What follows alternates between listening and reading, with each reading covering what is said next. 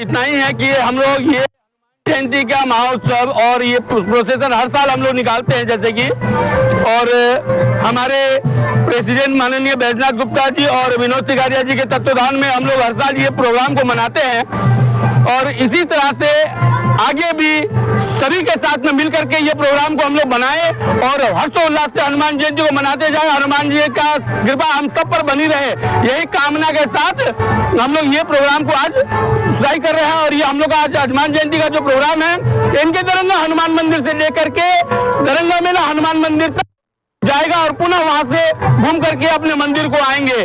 इसी के साथ ही सभी को ये मैसेज देता हूँ कि शांति और सौहार्द बना रहे, सभी से एक दूसरे से प्रेम और भाईचारा का संवाद बना रहे। धन्यवाद।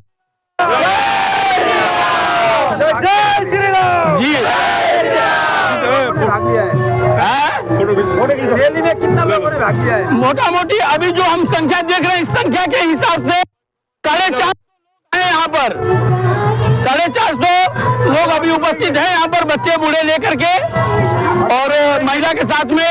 और आगे भी हम लोग रास्ते में जब चलेंगे तो ये प्रोग्राम और जुड़ते चला जाएगा, लोग जुड़ते चले जाएंगे। हर साल का यही क्रम होता है।